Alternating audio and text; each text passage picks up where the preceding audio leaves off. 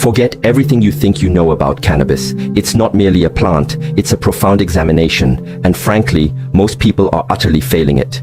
You've been bombarded with simplistic labels. Weed is either a miracle medicine or a destructive menace, a mystical portal to enlightenment or just a lazy escape from reality, a sacred herb or a sinful indulgence.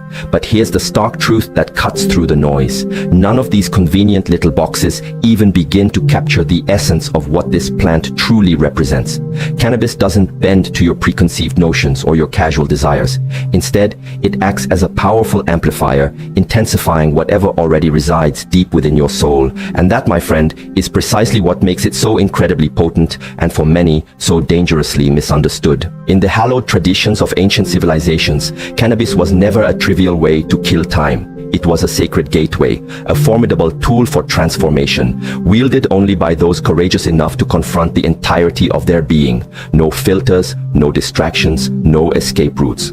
Shamans, mystics, and dedicated seekers of truth didn't use it to decorate their egos. They used it as a sacred instrument to dissolve the ego itself, to peel back the layers of illusion and meet their raw, unvarnished selves. Now, fast forward to today, and the landscape couldn't be more different. This once revered plant is ubiquitous, sold with the casualness of candy, smoked like the latest fleeting trend, and even worshipped as a defining lifestyle. What was once a profound, deeply intentional ritual has degenerated into a mindless routine. The sacred has been grotesquely transformed into a mere spectacle. This isn't a debate about whether cannabis is inherently good or bad. This is about something far more critical, what this powerful plant is truly doing to the very fabric of your soul, and whether you're prepared for the encounter. Long before cannabis was ever casually rolled into a joint or commercially packaged for profit, it was revered as a sacred key, handled with utmost care, profound reverence, and entrusted only to those who possessed the wisdom to understand which profound doors they were on the verge of opening.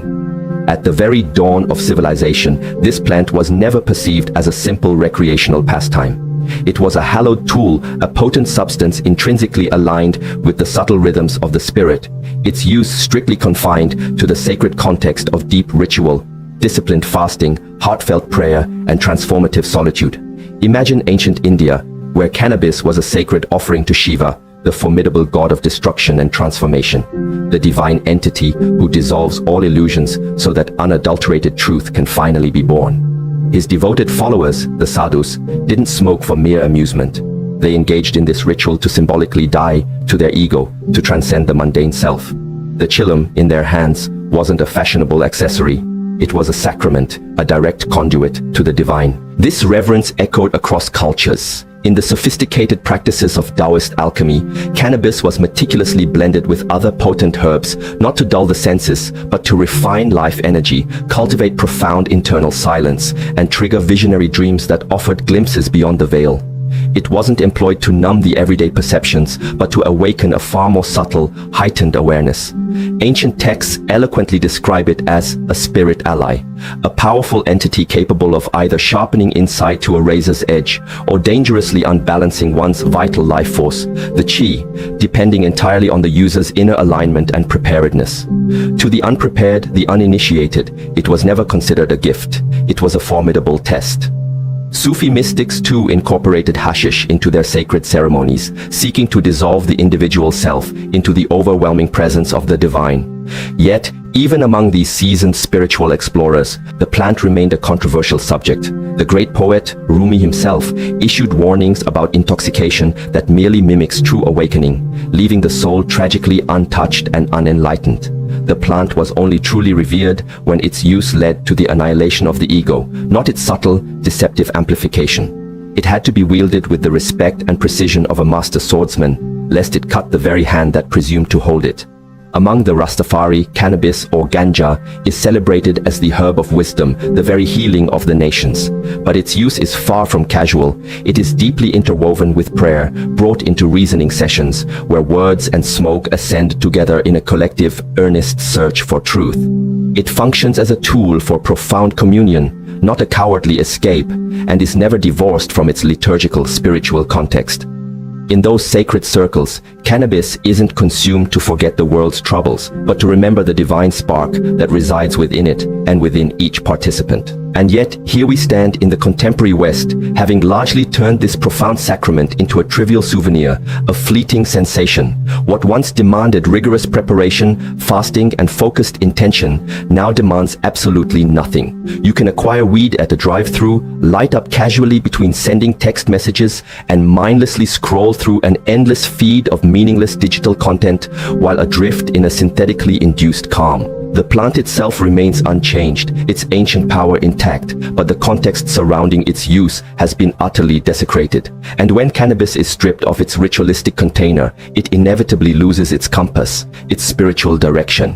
When the sacred ceremony disappears, all that remains is raw sensation, and sensation without purpose, without guidance, invariably devolves into mere indulgence, a hollow pursuit of fleeting pleasure. The inherent danger here doesn't lie within the plant itself. It resides in our modern audacity to engage with something once considered profoundly sacred as if it were just another form of cheap entertainment. Cannabis doesn't offer a predictable, consistent experience. It offers potent amplification. If you approach it grounded and centered, it can deepen your connection to yourself and the universe. However, if you are lost, disoriented, and adrift, it will only magnify the bewildering maze of your own confusion. Most people, tragically, don't even realize they are stumbling into a sacred temple with muddy, disrespectful feet. And then they wonder why their experience is filled only with distorted shadows and unsettling echoes. There are indeed layers of understanding about cannabis uncovered within the Hermetic, Gnostic, and mystical traditions. Profound insights that are perhaps too nuanced for a brief overview, but are vital for true comprehension. The unvarnished truth is that the plant doesn't arbitrarily decide where it will take you. It simply, and often brutally, holds up a mirror. That mirror reflects absolutely everything. Your deepest fears, your unresolved emotional pain, your unspoken questions, and your hidden anxieties. It doesn't care about your vibe or your casual intentions. It cares about the truth of your inner state, the core of your being. This is precisely why, in most authentic traditions, the preparation itself was the real, crucial ritual. Disciplined fasting, sacred chanting, periods of profound silence, and meticulous cleansing, all undertaken with solemn dedication before the first inhale. This wasn't born out of mere superstition. It stemmed from a profound understanding that the mind must be rendered stable, clear, and receptive before it is expanded. Used with genuine reverence and proper preparation, cannabis is not a mere drug. It's a doorway. But doors, by their very nature, lead in both directions. They can open to illuminating light, but they can just as easily swing open to reveal disorienting shadow.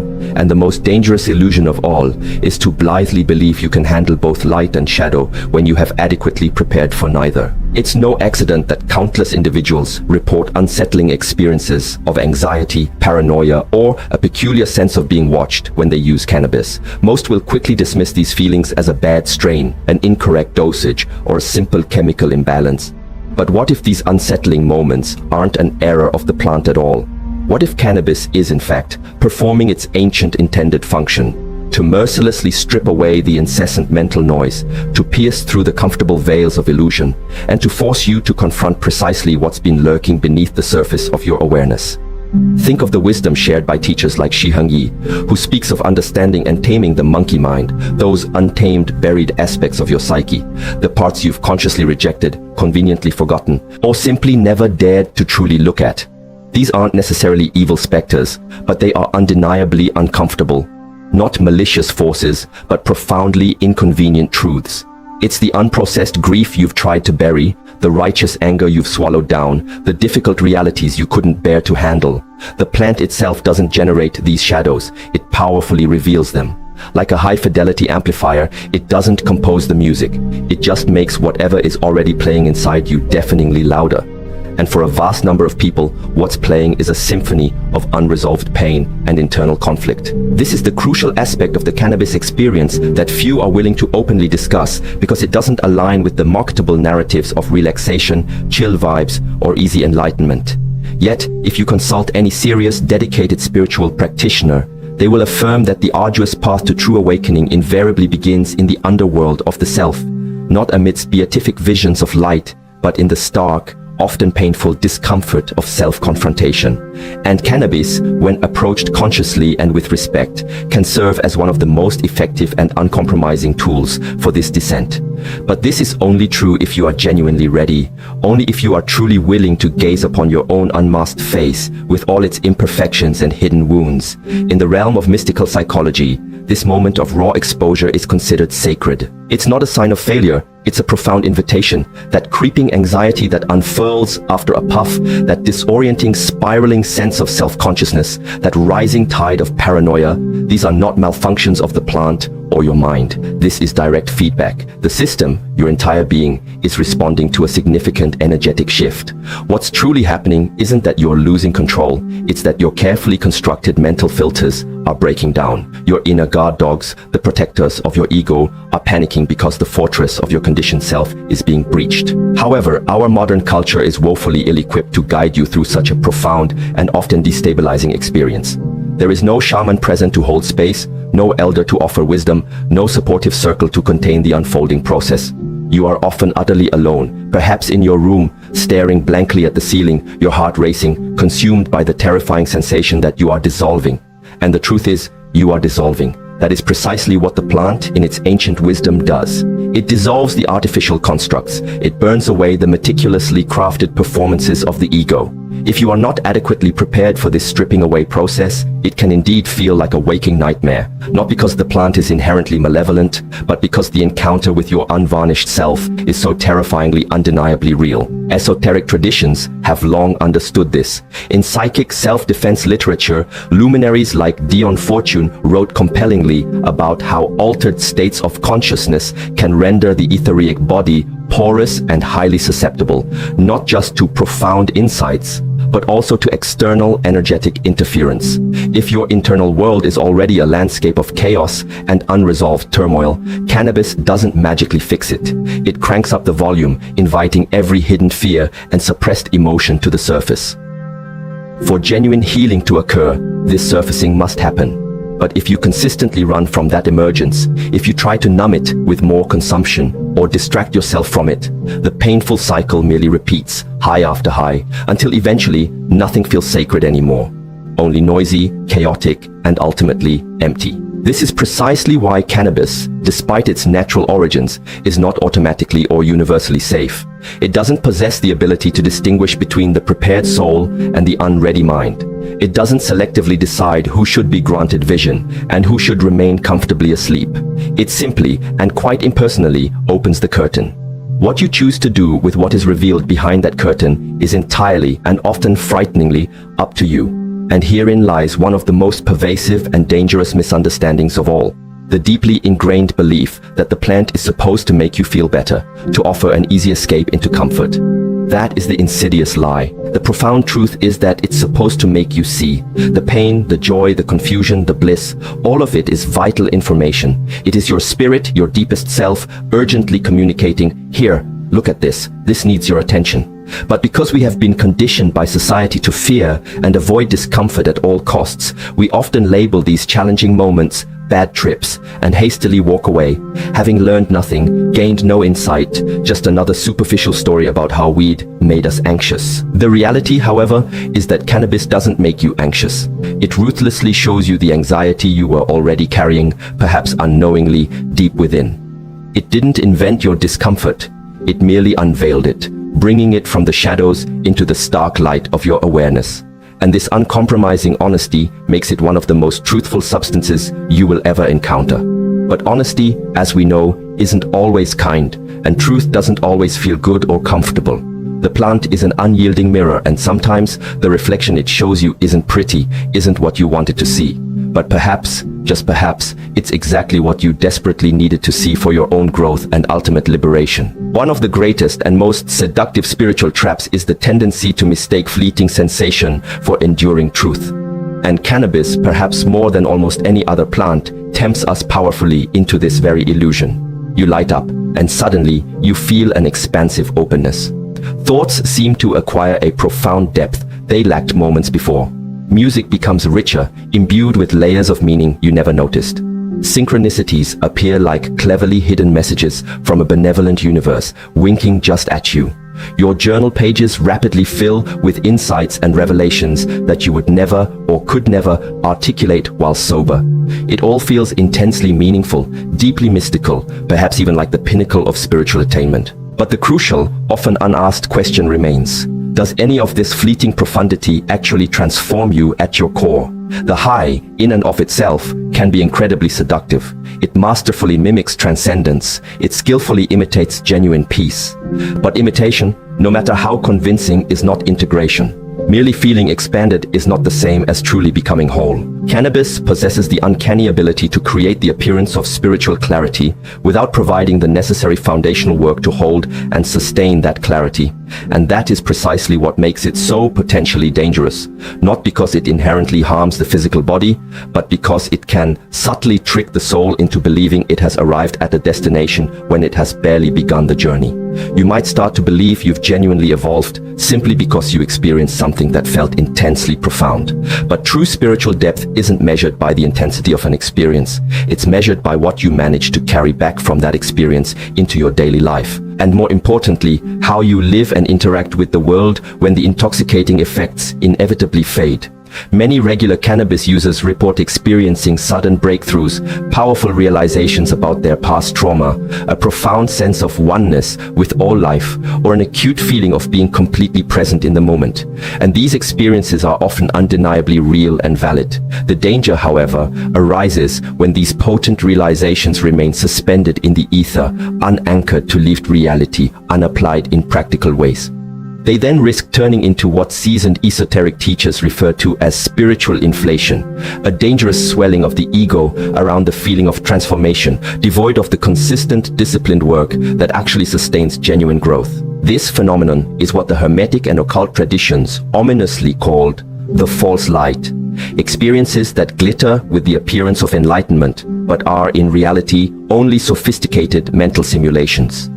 In Kabbalistic mysticism, this is akin to the sphere of Hod, representing the dazzling brilliance of the intellect when it becomes divorced from grounded, embodied truth. It glows with the allure of pure gold, but ultimately crumbles into worthless ash. You may believe you've seen the true light, but in reality, you've only been captivated by your own reflection in the mirror. It is no mere coincidence that many long-term, habitual users of cannabis begin to confuse fleeting insight with a stable identity. They start to wear their experiences like badges of honor rather than integrating them into the fabric of their being. They begin to sound overtly spiritual, act awakened, and liberally quote philosophers and mystics, yet their fundamental lives remain unchanged. Their ingrained patterns don't shift, their relationships fail to deepen, their underlying suffering doesn't truly dissolve, it simply becomes more poetically articulated. The plant, in these instances, has tragically become a mere prop in an elaborate performance of spiritual progress, rather than a catalyst for genuine, lasting transformation. Osho once wisely remarked, "Substances open doors that only silence should open."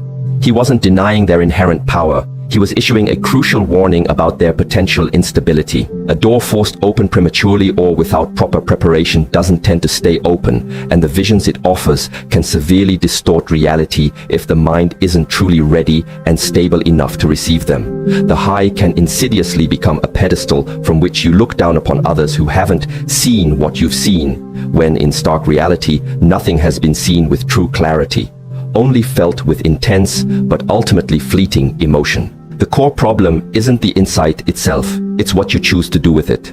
Cannabis can absolutely offer valuable perspective, a different vantage point from which to view your life and your patterns. But unless that newfound perspective translates into tangible practice, into concrete changes in how you live and interact, it's just another form of mental stimulation, a spiritual sideshow. If it doesn't fundamentally shift how you show up in conflict, how you courageously face your own shadow, how you genuinely serve others, and how you navigate the inevitable sufferings of life, then it has become a spiritual distraction, cleverly disguised as awakening. And that is the real danger. Not the plant itself, not the smoke, but the alluring story you tell yourself about what it all means. The high is not the truth, it's merely a doorway. But if you choose to stand indefinitely in that doorway, mistakenly believing you've arrived at your destination, you never actually step into the room beyond. You risk becoming addicted, not necessarily to the substance itself, but to the pervasive and comforting illusion of progress.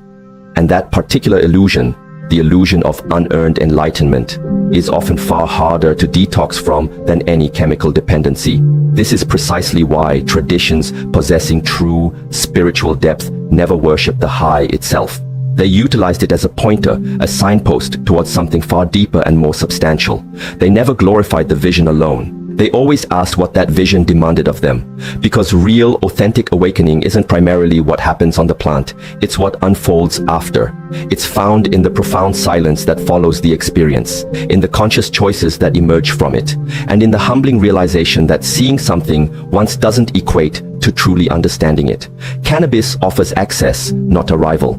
But the world today doesn't desperately need more fleeting access to altered states. It desperately needs more anchors, more individuals who don't just visit the sacred, but courageously embody it, who don't just feel the truth, but ardently live it. Cannabis doesn't just affect your thinking mind, its influence extends deeply into the subtle body, that invisible, intricate architecture of your being, which carries your thoughts, emotions, memories, and delicate energetic imprints. You can't see this subtle anatomy with your physical eyes, but you can most certainly feel its presence and its shifts. And when the plant interacts with this energetic field, it doesn't politely ask for permission. It powerfully amplifies whatever is already vibrating there.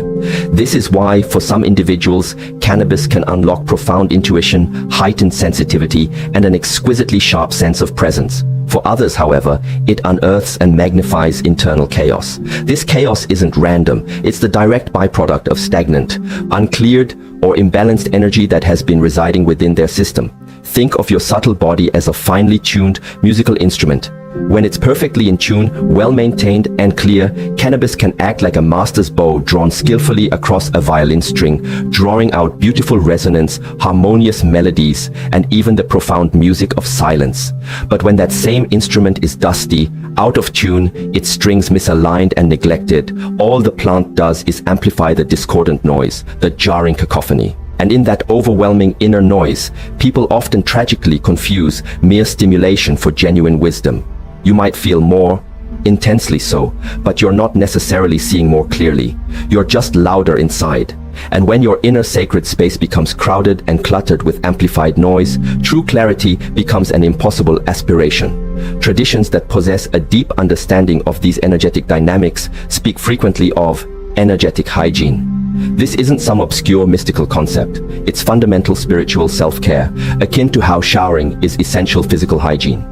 Practices such as disciplined fasting, conscious breathwork, sacred chanting, invigorating cold exposure, heartfelt prayer, and periods of profound silence aren't mere spiritual accessories or optional extras.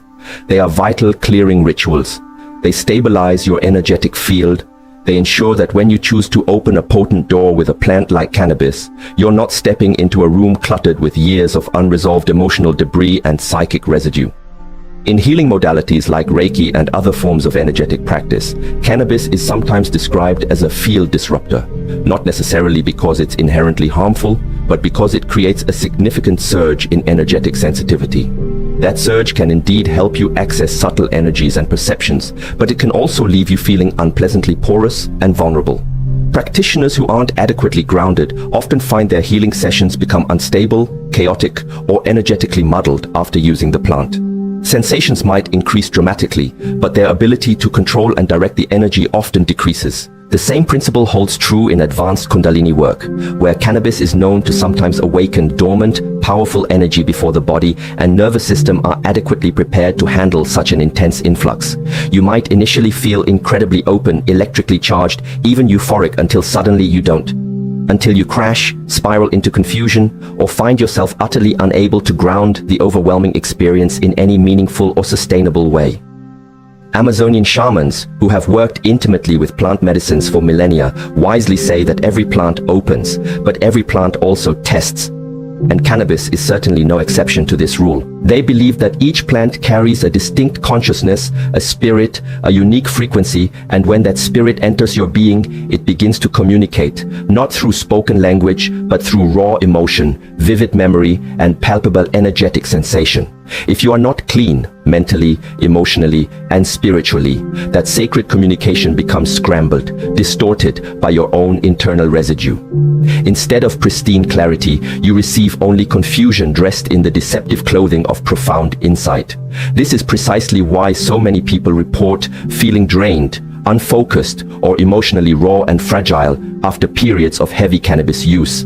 It's not because the plant is inherently depleting, but because they entered into the experience unprepared, without any prior clearing, without proper containment, and most importantly, without true reverence. It's akin to plugging a delicate, highly sensitive musical instrument into a distorted amplifier with frayed, faulty wires. The result isn't beautiful music, it's jarring, unpleasant noise. And the longer you're exposed to that internal static, the more it inevitably wears down your natural sensitivity and clarity. Cannabis interacts with the energy body, much like fire interacts with a dry, untended forest. It spreads rapidly, it consumes, it can bring forth illuminating light, but only if the space is already clear and well maintained. Otherwise, it just burns indiscriminately, without sufficient grounding, without unwavering clarity of intention, and without consciously established energetic boundaries. What was meant to elevate and enlighten can instead begin to fragment and disorient. You may find you lose focus easily, your willpower wanes, and you start living in a persistent mental fog that initially feels peaceful. But underneath that superficial calm lies a dull, insidious kind of stagnation. And here's the truly subtle danger. You begin to mislabel that fog as calm. You start to associate the dulling of your authentic sensation with genuine healing. But healing is never numbness. Healing is the vibrant return of clarity. Healing is the restoration of personal power, not its indefinite suspension. And cannabis, when used without keen energetic awareness and proper preparation, can temporarily mask underlying imbalances instead of truly resolving them. So the crucial question you must ask yourself becomes, is your system truly clean enough to receive clarity? Have you meticulously prepared your inner temple before you invite the spirit of the plant in? Because cannabis doesn't clean the house for you, it just powerfully turns on all the lights. What you ultimately see depends entirely on what was already there, hidden in the shadows of your unprepared self. Once upon a time, in ages past, cannabis was approached with solemnity, its use reserved for moments when the soul was truly ready, prepared, and seeking profound connection. Now, in stark contrast, it's often used simply because the work week has ended, or because boredom has set in. This dramatic shift didn't occur suddenly. It was a slow, subtle, insidious decline, cleverly disguised as liberation and personal freedom. What was once deeply sacred became merely symbolic. What was once intentional and purposeful became impulsive and casual. We transitioned from a culture that sought the smoker's spirit to one that consumes smoker's content. And in this unfortunate process, the plant itself didn't lose its intrinsic power. Rather, we simply lost our way of holding it, of honoring its sacred potential. In the Rastafarian tradition, for example, cannabis wasn't something you did alone in your room as a quick fix to cope with stress. It was meticulously integrated into sacred reasoning sessions, communal ritual gatherings dedicated to deep philosophical inquiry and spiritual reflection. The smoke ascended with the sacred chants, with heartfelt prayers, with the resonant heartbeat of drums. It was a communal ascent towards higher understanding, not a solitary personal escape from reality. The focus wasn't on merely feeling good. It was about earnestly finding alignment with Yah, with God, with Source, with the Universal One. And if your heart wasn't clean, if your intentions weren't pure, the herb would unflinchingly show you. It wasn't entertainment, it was a potent initiation. Similarly, within the African diaspora, particularly in Afro-Brazilian religions like Candomblé and Umbanda, while cannabis may not always have been the central plant spirit, the underlying concept governing its use was paramount. Every plant was perceived as holding axe, a unique spiritual force, a specific frequency, a defined purpose, a distinct vibration. To misuse a plant was to misuse its inherent energy, and to do so was to actively invite imbalance and disharmony into one's life. The ritual itself determined the effect. The ceremony meticulously created the sacred container. Nothing considered sacred was ever taken lightly or without being earned through preparation and respect. There was no such thing as casual consumption. There was only profound communion. But this ancient wisdom, this call for discipline and reverence, is not what the fast-paced modern world particularly wanted. Ritual, by its very nature, requires time, unwavering discipline, and genuine humility.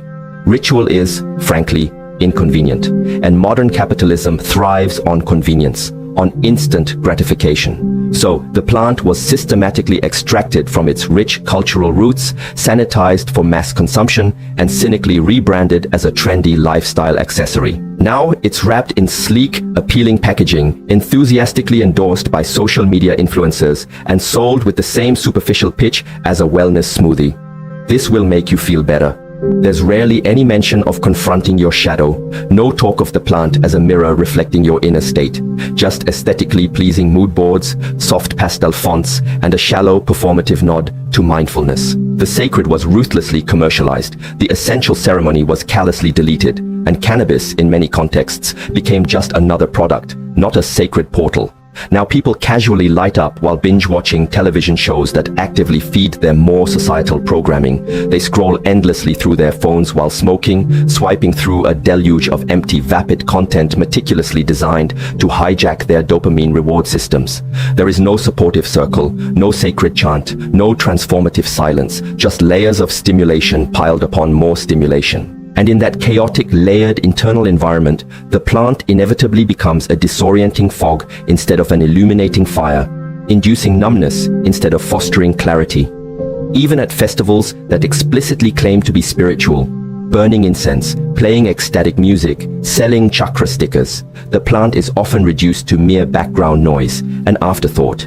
The ritual devolves into a mere performance. The ceremony becomes a superficial costume, and the true transformative essence of the plant, the potent part that could genuinely disrupt, awaken, and transform, is tragically buried under countless layers of shallow aesthetics. But cannabis, in its ancient, wild spirit, has absolutely no interest in being merely aesthetic. Its spirit is old, untamed, and unapologetically real. It doesn't care about your carefully crafted branding or your Instagram feed. It cares deeply about your true intention. And without a strong, consciously created container, its powerful energy spills out, flowing aimlessly into your existing distractions, into your anxieties, into your unchecked emotional wounds. Without clear direction and focused intent, it simply amplifies your current state of being. That's precisely why some people feel inspired, creative, and connected when they use it, while others feel stuck, confused, and anxious. Same plant, profoundly different vessel. So, when we collectively stripped away the ritual, we simultaneously stripped away the very structure that made the experience potentially sacred. Without that vital framework, what's left is often just entertainment masquerading as healing, a hollow mimicry of genuine depth, a faint sad echo of what was once profoundly holy. The plant itself has not changed, but the way we choose to use it has drastically. And until we consciously reclaim the sacred container, until we relearn the art of preparation and respect, we'll keep wondering why the experience often feels so shallow, inconsistent, or even disturbingly chaotic.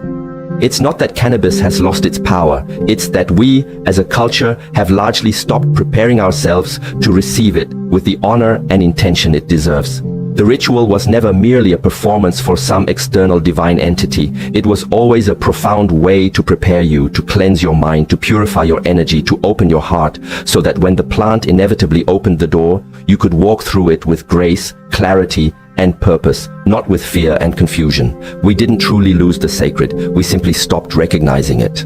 The most dangerous and insidious lie whispered in the spiritual marketplace is that pure intention alone is enough, that if you simply mean well, the plant will benevolently guide you. But cannabis, like all true and potent spiritual allies, doesn't operate on mere sentimentality or vague good wishes. It responds to tangible energy, to genuine readiness, to the unwavering clarity of your inner world, not to your hopeful, wishful thinking. Far too many seekers approach this powerful plant with a sense of casual curiosity but lack any reliable compass to navigate the journey. They light up hoping to feel better, to think more deeply, to escape the gnawing ache of boredom, or to soften the jagged edges of daily stress. But they conveniently forget a crucial truth: the plant doesn't give you peace. It starkly reveals whether or not peace was already residing within you. Used with keen discernment and conscious awareness, cannabis can indeed be a profound ally. It can help you detach from the incessant noise of the ego, see your ingrained patterns with newfound clarity, and gently soften the rigid grip of your internal narratives. But the ultimate key is never the plant itself. The key is, and always will be, who you are when you meet it. Without a consciously established structure, the experience can become slippery and disorienting. Without dedicated reflection, any insight gained quickly evaporates like morning mist. Without consistent grounding practices, the feeling of openness can easily devolve into a sense of fragmentation and vulnerability. So, the vital question becomes, how do you use the plant without, in turn, being used by it? Firstly, by understanding that cannabis should rarely, if ever, be your first reflexive response to discomfort. If you feel anxious, don't immediately reach for a joint. Instead, sit with the anxiety. Ask it questions, explore its roots. If you're feeling restless and agitated, don't seek to escape it through intoxication. Instead, move your body, breathe deeply and consciously, journal your thoughts and feelings. Only when the body is settled and the mind has achieved a measure of clarity can the plant potentially act as a tool of genuine refinement, rather than merely another source of disruption. Before engaging with cannabis, ask yourself with radical honesty, what am I truly seeking here? Is it genuine clarity or temporary comfort? Am I pursuing uncomfortable truth or fleeting relief? Am I reaching for the plant out of a desire for authentic alignment? Or am I subtly attempting to avoid something difficult within myself? There exists a massive critical difference between using cannabis to consciously explore the vastness of consciousness and using it to mute what consciousness is desperately trying to tell you. One path is sacred and expansive. The other is just another repetitive, ultimately unfulfilling loop. The wisest spiritual traditions never relied on cannabis alone as a panacea. It was always just one potent element within a larger, more comprehensive spiritual ecosystem. Disciplined fasting, periods of profound silence, sacred chanting, heartfelt prayer, conscious breathwork, and meticulous cleansing rituals. These were not unnecessary, archaic traditions. They were, and are, essential practices of spiritual hygiene. They were the foundational practices that helped prepare the vessel, clear the mental and energetic clutter, and finally tune the nervous system so that the plant could then perform its deeper, more subtle work. Grounding practices, therefore, matter immensely. If you choose to use cannabis, consider doing so in silence. Sit on the earth, connect with nature. Stay off your phone and turn off the constant background noise of media. Allow the plant to guide you inward, towards your own center, not outward into more distraction. Afterwards, write down what comes through, reflect deeply on the experience, and most importantly, integrate what you learn. Take the insights and weave them into how you move through the world, how you speak to others, how you love, and how you serve. That is where the real transformative alchemy truly happens. Not merely in what you see during the experience, but in what you consciously do with what you see afterwards. Cannabis without dedicated integration risks becoming just another form of spiritual entertainment. You might start chasing the feeling of insight instead of doing the hard, consistent work of embodiment.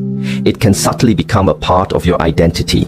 You may begin to associate your perceived depth with the plant itself, as if you cannot access wisdom or clarity without its assistance. And that is the insidious beginning of dependency, not necessarily a chemical dependency, but an existential one. You forget that the plant is merely a mirror. The depth, the wisdom, the clarity, all of it was always within you. The cannabis only helped to reveal what you had temporarily forgotten how to access. The real, profound journey truly begins when you can access that state of clarity and presence without needing anything external. You are not meant to live perpetually inside the high. You are meant to courageously bring what you found there back into the often mundane reality of your daily life. The insight itself is not the ultimate prize. The consistent application of that insight is the transformation.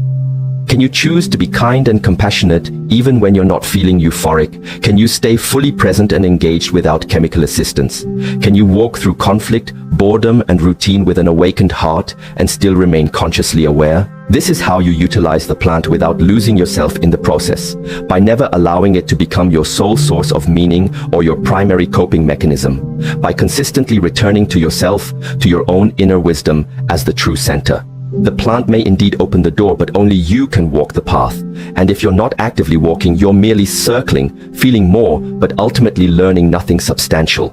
You don't need more fleeting highs. You need more unwavering honesty, the kind of raw honesty that isn't always pleasant, but is always undeniably real. The kind that ruthlessly strips away all the glittering illusions and compels you to ask, is this truly helping me grow, or is it just helping me hide? Cannabis was never intended to be used in stark isolation. Across diverse cultures, ancient lineages, and countless centuries, its spiritual use was almost invariably collective, communal. This wasn't because individuals couldn't access altered states on their own, but because those wise elders who truly understood the plant's profound power knew a critical secret. Without a strong, sacred container, power becomes unpredictable and potentially dangerous. And without a supportive community, insight can easily warp into distortion. The plant might indeed open you, crack you wide open to new realities, but it's the circle, the collective, that lovingly and skillfully holds you, ensuring that you can integrate the experience rather than fragment from it. In the Rastafari tradition, as mentioned, cannabis is not smoked casually or alone. It's an integral part of reasoning sessions, sacred gatherings where the herb is passed with deep reverence, accompanied by scripture, thoughtful discussion, communal chanting, and the conscious collective pursuit of divine truth. The focus isn't on merely getting high, it's on getting aligned with a higher purpose, with Yah. Words are shared with considered weight. Silence is respected as a space for reflection. Everyone present becomes both a student and a teacher. The herb moves clockwise, like the passage of time, like the flow of energy, like the sacred wheel of life itself. In that hallowed space, cannabis is not the central focus. It is the sacred bridge, facilitating connection and shared understanding. The same principle of collective engagement holds true among certain indigenous traditions. In many Amazonian and Central African cultures, while cannabis may not always be the central plant medicine in the same way as ayahuasca or tobacco, the underlying principles governing the use of psychoactive substances are remarkably consistent. Potent substances that alter perception are only ever taken when the group, the ritual, and the intention are meticulously and sacredly aligned. The experience, crucially, belongs not just to the individual, but to the entire container, the collective. The sacred songs, the heartfelt prayers, the crackling fire, the wisdom of the elders, even the unseen spirits perceived to be watching from the edges of the ceremonial space, all contribute to the holding and shaping of the experience. You don't journey alone, even when your eyes are closed and you are deep within your own inner landscape. The circle, both seen and unseen, steadfastly holds you. It's not just about what the plant reveals to you, it's about what others help you interpret, understand, and integrate when you return from the depths of the experience. Contrast this ancient wisdom with the typical modern experience. A joint often held in one hand, a smartphone, the portal to endless distraction clutched in the other. There's rarely any grounding, no conscious preparation, no clear exit strategy or integration plan, just a relentless influx of stimulus often experienced in profound solitude. What is meant to be a sacred journey often devolves into just another episode of dissociation, a temporary escape from the discomfort of being.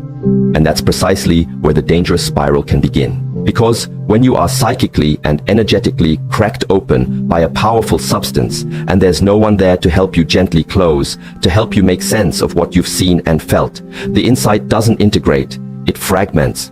You might begin to think you've tapped into something incredibly profound, a secret truth of the universe, but without a witness, without an external mirror for calibration, without the grounding wisdom of a community, it can easily become a private, unverified religion built upon half-remembered thoughts and disconnected, ungrounded realizations. And you risk mistaking profound loneliness for genuine enlightenment. But when you are held within a real, intentional, sacred circle, something entirely different and transformative happens. You are heard, you are seen. You are gently reminded that your individual insight is part of a much larger, collective truth. That what you experienced matters not just for your personal evolution, but for the well-being and growth of the entire community. You become responsible, in a sense, for what the plant has gifted you.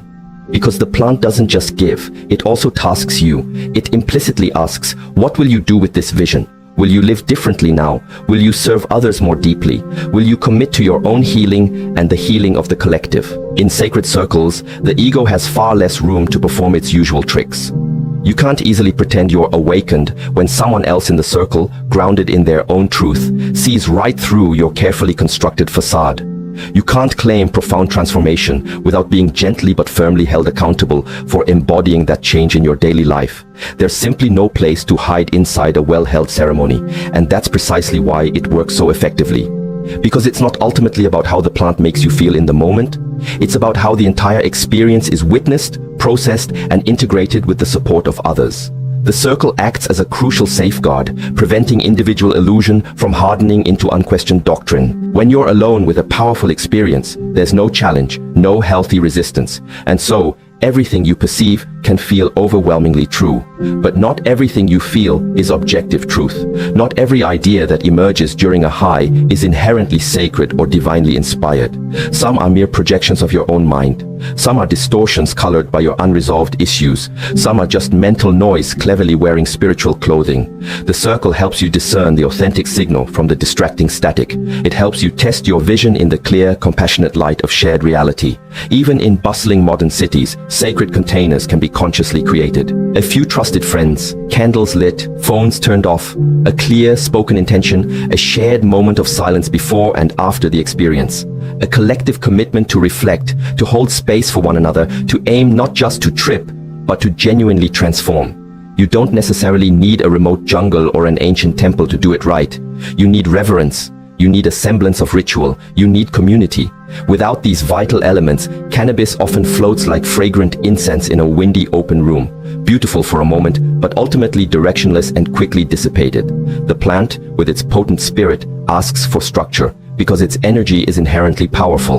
And like any form of power, it magnifies whatever it touches. In a supportive, collective setting, it can magnify clarity, healing, and shared vision. Alone and ungrounded, it can just as easily magnify confusion, illusion, or the tenacious grip of the ego. So perhaps the pertinent question is no longer just, what are you smoking for? But rather, who are you smoking with? Because the presence or absence of a sacred container often determines whether the plant becomes your wise teacher or your most cunning distraction. There inevitably comes a point in every sincere seeker's journey where the initial thrill of the altered state, the sheer novelty of the experience, begins to lose its potent meaning. The visions may become repetitive. The insights may start to echo things you've heard or realized before. And that, precisely, is when the deeper, more authentic path truly begins.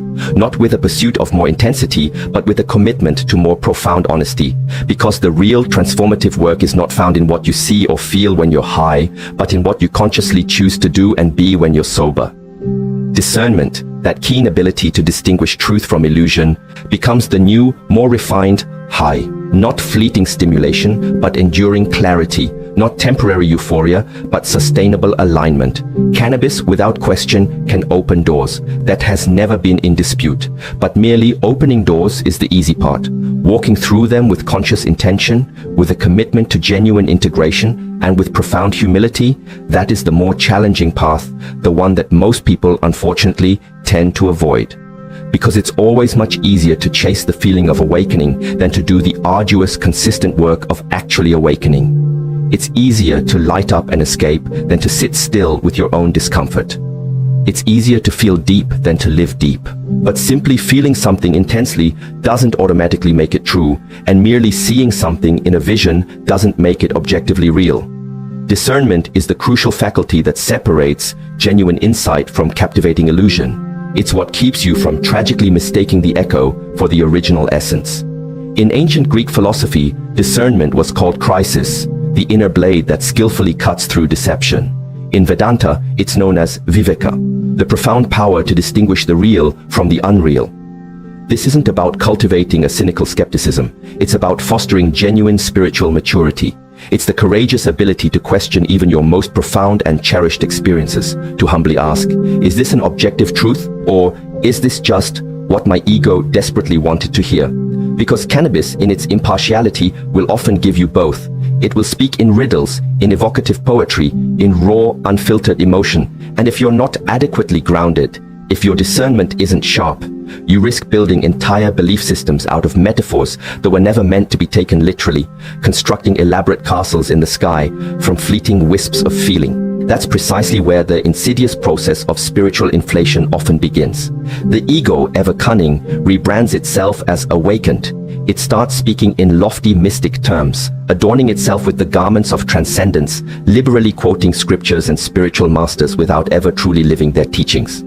It becomes addicted, not necessarily to the plant itself, but to the intoxicating feeling of being special, of being in the know, of possessing secret knowledge. You start to confuse heightened sensitivity with genuine superiority, and you gradually stop listening to anything or anyone that doesn't enthusiastically support your current high or your inflated self-perception. This is why discernment must be diligently cultivated before cannabis is considered as a spiritual tool. Because without it, you're not truly opening to higher truth. You're often just rearranging the furniture inside your own pre-existing delusions. The plant, as always, amplifies what's already there. If you carry underlying confusion, it will bloom spectacularly. If you carry genuine clarity, it will deepen and expand. The plant doesn't discriminate, it simply reflects. And so, the critical questions become: are you willing to sharpen your inner blade of discernment? Are you willing to ask profoundly uncomfortable questions about your true intentions, your hidden expectations, and your ingrained patterns? Are you willing, crucially, to set the plant down when it no longer genuinely serves your growth? That last point might be the hardest test of all, the courage to not use the plant when you don't truly need it, the wisdom to realize that the ultimate insight was never contained within the leaf itself, but in how the leaf helped you remember the vast wisdom already residing within you. Cannabis is not the path. It's, at best, a compass. It can point, it can direct, but it cannot walk the way for you, and it certainly cannot carry you to your destination. The plant may hold up a mirror, but mirrors don't create, they only reflect. They don't move, you do. And if the reflection itself becomes the primary focus, you tragically forget what it was there to show you in the first place. This is the critical juncture that many seekers never reach. They stop at the sensation, they stop at the poetry, but the mystics, the true seekers, the ones who courageously walk the authentic path, they go further. They learn to trust the quiet wisdom that follows the dissipation of the high.